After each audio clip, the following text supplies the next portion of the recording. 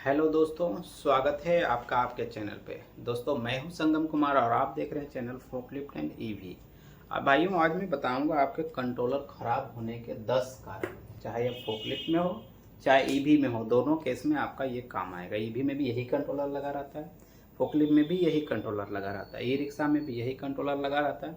चाहे आप इस तरह की किसी भी कोई गाड़ी में जाएंगे तो आपको कंट्रोलर सेम ही मिलेगा और ख़राब होने के कारण भी सेम रहते हैं और उसको बचाने का तरीका भी सेम ही होता है।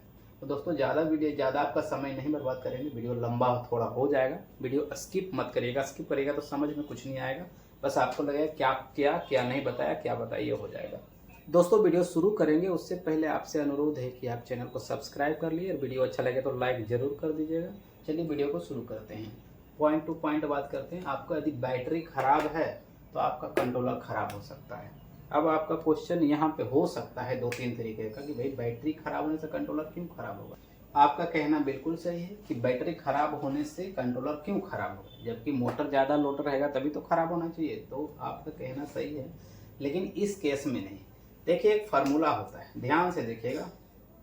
P = VI। ध्यान दीजिएगा, आप नहीं जानते होंगे तो ठीक है, बता देता हूँ, और जानते होंगे तो ठीक है। P = VI। P मतलब क्या होता है पता है? वाट। वाट = V मतलब वोल्टेज। वोल्टेज गुना I मतलब करेंट। करेंट मतलब जो एम्पियर बोलते हैं, समझे? अब ये फार्मूला होगा क्या, यदि बैटरी खराब है। अब एक बेसिक ये समझ लीजिए कि कोई भी तार या कोई भी मोटर या कोई भी कंट्रोलर या कोई भी इलेक्ट्रिकल सामान कैसे खराब होता है, जब उसमें ज़्यादा करंट दे दिया जाएगा। आई को करंट बोलते हैं। जब ज़्यादा करंट दे दिया जाएगा तो वो खराब हो जाएगा। ज़्यादा वोल्टेज से ज़्यादा नहीं खराब होगा, ज़्यादा करंट से सिर्फ खराब होगा। अब सपोज मानिए ये कंट्रोलर है, मान लिया जाए 200 एम्पियर का, एग्जाम्पल के लिए 48 वोल्ट पर चलने के लिए, ठीक है। अब देखिए, अब क्या होगा, इसको वाट तो चाहिए हमको, 200 एम्पियर 48 वोल्ट मतलब लगे हो जाएगा, और 50×200 लगभग 10 किलो वाट का। 10,000 वोल्ट में 10 किलो वाट, मानिए 10 किलो वाट का, ठीक है। अब ये कंट्रोलर 10 किलो वाट पे चलेगा, लेकिन इसको करंट फिर भी चाहिए 200 एम्पियर। अब क्या होगा, ये मान लीजिए सेल एक खराब हो गया, ठीक है। अब ये सेल खराब हो गया। अब 48 वोल्ट के लिए कितने सेल रहते हैं 48 वोल्ट वाली बैटरी में, पता है आपको? 24 सेल रहता है। 24 सेल = 48 वोल्ट होता है। अब देखिए, एक सेल खराब हो गया, ठीक है, हो गया 23 सेल। 23 सेल में कितना वोल्टेज आएगा? 46 वोल्ट। समझ रहे मेरी बात को? अब देखिए क्या होगा, वाट तो इसको कितना 10 किलो वाट ही चाहिए, ठीक है, 10 किलो वाट चाहिए। और वोल्टेज कितना है हमको? अब वोल्टेज हो गया 46, क्योंकि दो एक सेल खराब हो गया, 46 गुना करंट कितना चाहिए इसको? अब चाहिए 200 एम्पियर, लेकिन ये पूरा नहीं होगा, करंट हमको निकालना है आई। तो क्या हो जाएगा, 10,000 वाट डिवाइडेड बाई 46, 200 एम्पियर से ज्यादा हो जाएगा। समझे? लगभग 230 एम्पियर के आसपास इसको लोड आने लगेगा, ज्यादा हो जाएगा। अब ये 230 एम्पियर लोड लेगा तो ये कंट्रोलर तो है 200 एम्पियर के लिए, इसको हम लोड दे रहे हैं 230 एम्पियर, क्योंकि उसको वाटेज पूरा करना है। तो ये खराब है। देखिए, ज़्यादा आपको समझ में नहीं आएगा, इसको अलग से वीडियो बनाएंगे, वीडियो बहुत लंबा हो जाएगा। P = VI वाले फार्मूले पे शॉर्टकट में बताता हूँ। मतलब ये सिंपल समझिए कि यदि बैटरी आपका खराब है तो आपका कंट्रोलर भी खराब होगा और मोटर भी जलने के चांसेस हैं। मतलब कहने, अब बैटरी खराब होगा ये आप कैसे पता करेंगे? तो इसका मतलब ऐसे पता करना है कि वो टोटल वोल्टेज आपका कितना आ रहा है। आपका कम वोल्टेज आ रहा है 48 से टोटल वोल्टेज, तो फुल चार्ज होने पे 51 आएगा। डिस्चार्ज होने या और उसमें फुल चार्ज होने पे यदि एक सेल खराब हो जाएगा तो 2 वोल्ट उसमें कम कर देंगे, लगभग फिर भी 49 के आसपास आएगा। तो गाड़ी तो चलेगी लेकिन कम देर चलेगी और कंट्रोलर गर्म होगा और मोटर गर्म होगा। और दूसरी बात यह है कि बैटरी का कोई सेल यदि ज्यादा हीट हो रहा, आप हाथ लगाएंगे ज्यादा गर्म हो रहा, तो इसका मतलब वो भी समझिए कि वो बैटरी खराब है। बैटरी का ग्रेविटी किसी सेल का 0 आ रहा है या बहुत कम आ रहा है बाकी सेल की अपेक्षा, तो भी समझिए वो बैटरी खराब है, उसको तुरंत रिप्लेस करिए, ये जरूरी है। बाकी डिटेल में आपको बैटरी का बताएंगे, उतना डिटेल अभी बताएंगे, बहुत लंबा हो जाएगा। देखिए, अब 2 नंबर पॉइंट हम डिस्कस करते हैं, सडन शॉर्ट सर्किट। सडन मतलब एकाएक कहीं शॉर्ट सर्किट होता है। कंट्रोलर में सारे प्रोटेक्शन लगे हैं, शॉर्ट सर्किट प्रोटेक्शन है, बहुत सारा प्रोटेक्शन है, ओवर टेम्परेचर प्रोटेक्शन, लेकिन सडन एकाएक जब शॉर्ट सर्किट होगा कहीं पे, तो प्रोटेक्शन यदि ऑन नहीं हुआ और कॉन्टेक्टेड डिस्कनेक्ट नहीं हुआ तो कंट्रोलर उड़ जाएगा। अब सडन शॉर्ट सर्किट होने का क्या कारण, इससे बचना कैसे है? आपका कंट्रोलर का जो आउटपुट है UVW, या फिर आपका वो भी रहता है, जैसे डीसी कंट्रोलर में रहेगा M- वो सब रहेगा, आपको जो है ना M- ये सब रहेगा, तो आपको वो उसका आउटपुट, कंट्रोलर का जो आउटपुट का जो वायर है जो मोटर में गया है, उस वायर को आप सही रखिए। कहीं वायर डैमेज है, एक दूसरे में टच हो रहा, आप ध्यान दे रहे हैं, बाद में बदलेंगे, कल बदलेंगे, तो उस चक्कर में आपका कंट्रोलर जा सकता है। इसमें मोटर नहीं जाएगा, कंट्रोलर जाने के चांस है। चांस क्या, 100% जाएगा। सर गाड़ी चल रही, हिल डुल रही है और दोनों वायर कटे हैं, एक दूसरे में टच हो जाएगा, सट से शॉर्ट सर्किट, कंट्रोलर खत्म हो जाएगा। ये तीसरा पॉइंट हम लिखे हैं इसमें, देखो ओवर रेटिंग फ्यूज। अब ये ओवर रेटिंग फ्यूज मतलब क्या हुआ, यदि इस कंट्रोलर का रेटिंग है 200 एम्पियर, तो कंट्रोलर फ्यूज होना चाहिए 180 एम्पियर से ज्यादा नहीं, क्योंकि 200 एम्पियर तो कंट्रोलर बेकार रेटिंग है, 200 एम्पियर पे तो कंट्रोलर खराब हो जाएगा, तो फ्यूज चाहिए 180 एम्पियर का। तो आपको ये नहीं कि हाँ कोई भी फ्यूज उठाया 250 एम्पियर का लगा जाए, 300 एम्पियर का लगा दिया, तो ये नहीं करना, ओवर रेटिंग फ्यूज नहीं डालना। अब देखिए एक कंडीशन आप देखिएगा, बहुत सारी ओईएम में, फोकलिफ्टों में, ओईएम वाले, नाम नहीं लूंगा, नाम लूंगा तो गलत हो जाएगा, ये बहुत सारी ओईएम वाली फोकलिफ्टों में आप ध्यान से देखें, मोटर का रेटिंग है 10 किलोवाट, मतलब 200 एम्पियर, ठीक है, और फ्यूज लगा हुआ 500 एम्पियर का। बहुत सारी कंपनियों में देखा, बहुत सारे ओईएम वाले, मतलब लगी है गाड़ी, नई गाड़ी आई है उसमें वैसा ही, नाम नहीं बोलूंगा मैं, लेकिन बहुत पॉपुलर कंपनी में ऐसा होता है, टी से शुरू होता है, उसका नाम मैंने देखा अपनी आंखों से, समझ रहे हैं मेरी बात को, बी से भी शुरू होता है, उसमें भी गलत रेटिंग का फ्यूज लगा, कंपनी लगा के देखिए, पता नहीं क्यों, इतना समझ में नहीं आता है। टी से शुरू होने वाले रिस्ट ट्रकों में तो समझिए कि आपका जो मेन फ्यूज जो लगा है ना, मेन कॉन्ट्रैक्टर जो लगा है वो भी कम रेटिंग का है, 250 एम्पियर का कॉन्ट्रैक्टर लगा है, और आपका करीब 300 एम्पियर का मोटर लगा हुआ है। 300 एम्पियर का मोटर यदि लोड लेगा तो 250 एम्पियर का कॉन्ट्रैक्टर वो नहीं जाएगा, हाँ 500 एम्पियर का फ्यूज लगा हुआ, सॉरी 250 एम्पियर का कॉन्ट्रैक्टर और 500 एम्पियर का फ्यूज, कहीं से आपको लगता है सही है? टी से शुरू होने वाले रिच ट्रक की बात मैं बोल रहा हूँ। अब कहीं से संभव है 250 एम्पियर का कॉन्ट्रैक्टर, ये बेचारा पहले जल जाएगा, फ्यूज तो जलेगा ही, फ्यूज बाद में जलेगा, पहले कॉन्ट्रैक्टर जल जाएगा। अब तब ये तो समझ के बाहर है। आपको फ्यूज जब भी आपके मशीन की टोटल ओवरलोड रेटिंग से कम की होनी चाहिए, ताकि यदि कुछ लोड ओवरलोड होने लगे तो वो फ्यूज उड़ जाए, बाकी चीजें बच जाए। मेरे साथ हुआ है, कॉन्ट्रैक्टर जल गया भाई, उसमें लगाइए 500 एम्पियर का फ्यूज, तो कॉन्ट्रैक्टर 250 एम्पियर का, तो कॉन्ट्रैक्टर ही चलेगा ना, जो कमजोर रहेगा बेचारा मारा जाएगा। फ्यूज अपना मजे कर रहा है। हमारे यहाँ एक मोटर जली है, टी से शुरू होने वाली फोकलिफ्ट में मोटर जल गई, 400 एम्पियर का फ्यूज लगा हुआ है, हद है। 250 एम्पियर की फ्यूज उसमें ज्यादा से ज्यादा होनी चाहिए, जबकि वो मोटर लगभग समझिए कि 15 किलोवाट का था, तो मतलब समझिए 250 एम्पियर का मोटर हुआ, तो उसको ज्यादा ज्यादा 250 एम्पियर का फ्यूज होना चाहिए। बट पता नहीं क्यों, क्या है, क्या सोच के लगाती कंपनियां, समझ में नहीं आता है। अब देखिए चौथा मैं पॉइंट गिनवा रहा हूँ, ओवरलोड वर्क। ओवरलोड वर्क मतलब समझते हैं, उस गाड़ी को जितना लोड पे चलना चाहिए उससे ज्यादा लोड आप जबरदस्ती करें, कोई चीज को जबरदस्ती आप उठा रहे हैं, कोई चीज को जबरदस्ती आप धक्का मार रहे हैं, तो वो ओवरलोड वर्क होगा। ओवरलोड का मतलब यदि 2 टन का गाड़ी है, आप 3 टन 4 टन उसको जबरदस्ती धक्का मारा, गाड़ी में ऐसा नहीं समझे, गाड़ी ज्यादा लोड लेती है, 2 टन की गाड़ी तो हो सकता है 3 टन ले लेगी लोड, जबरदस्ती करेंगे तो लेगी, लेकिन यदि लोड लेने का मतलब ये थोड़ी है कि उसको आप चलाएंगे, यदि ओवरलोड देंगे तो जो उसके पार्ट पुर्जे हैं वो जलेगा, कंट्रोलर भी जा सकता है, फ्यूज जैसे इस तरह बुड़बक टाइप का फ्यूज लगेगा तो कंट्रोलर चला जाएगा।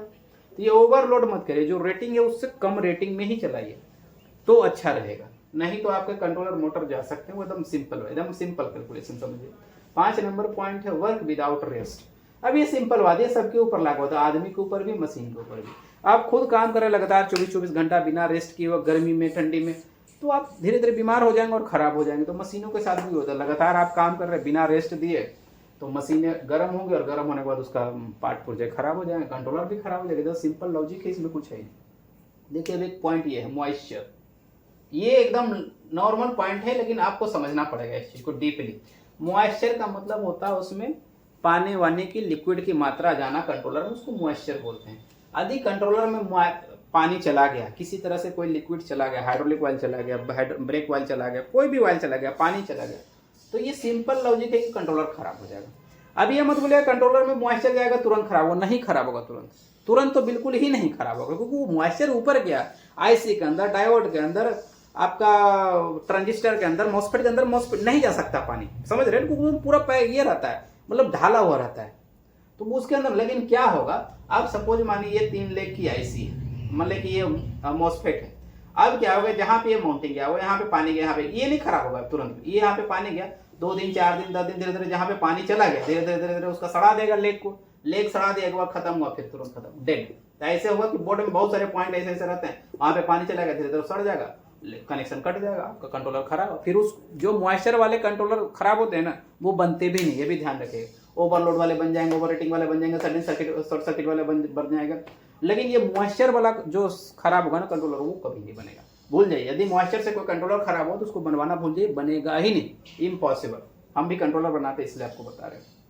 7 नंबर पॉइंट है अनट्रेंड टेक्नीशियन। ये लिखने का मेरा मीनिंग रॉन्ग वे में मत लीजिएगा, लेकिन ये लिखने का मतलब ये है कि यदि आपको इलेक्ट्रिकल में आपको काम नहीं आता तो थोड़ा रुक जाइए और बात करिए किसी से, तब करिए। अनट्रेंड टेक्नीशियन का मतलब ये हुआ, यदि कोई कनेक्शन कोई कर रहा है, यदि यहाँ से उठा के मोटर में ही देना है, यू को यू में, वी को वी में, डब्लू को डब्लू में, और फिर और भी बहुत सारे कनेक्शन होते हैं, वो सही लगाना है, तो जाके वो क्या मोटर और सिस्टम सही चलेगा, नहीं तो शॉर्ट सर्किट हो सकता है। ये बहुत सारे कनेक्शन होता है। मान लीजिए कि आप यू वी डब्ल्यू को उल्टा कर दे तो मोटर स्लो चलेगा लेकिन चलता रहेगा, आपने स्लो चलेगा और ओवरलोड में चलेगा तो चलता रहेगा लेकिन मोटर जल जाएगा, कंट्रोलर भी जल जाएगा। यदि ये हो सकता है एनकोडर का कनेक्शन सही नहीं किया तो मोटर ओवर टेम्परेचर होगा, कंट्रोलर ओवर टेम्परेचर होगा, जल जाएगा। तो ये सारी चीजें अनट्रेंड टेक्नीशियन नहीं हो सकता है, कहीं पॉइंट से किसी पॉइंट से वायर, मान कंट्रोलर से ना 12 वोल्ट आउटपुट भी आता है, लेकिन कंट्रोलर के 12 वोल्ट आउटपुट से यदि हॉर्न लगा देगा तो कितना लोड लेता है, ये रहता है 0.5 एम्पियर के लिए, 0.5 या 1 एम्पियर मैक्सिमम के लिए 12 वोल्ट आउटपुट। और वो कंट्रोलर से जो 12 वोल्ट आउटपुट देता है वो सिर्फ रहता है उसका डिस्प्ले चलाने के लिए, उसका प्रोग्रामर चलाने के लिए, और उसका एनकोडर चलाने के लिए, और कुछ छोटी मोटी एसेसरीज चलाने के लिए जो उसमें लगा हुआ है, उसके लिए देता है, ना कि आपको हॉर्न और हेडलाइट जलाने के लिए देता है। लोग किसी कारण से यदि किसी ने कनेक्शन कर दिया, कंट्रोलर खराब हो जाएगा, सिंपल बात है। तो वो अनट्रेंड टेक्नीशियन वाली बात ये है। अब देखिए 8 नंबर पॉइंट है रनिंग अंडर एबनॉर्मल कंडीशन।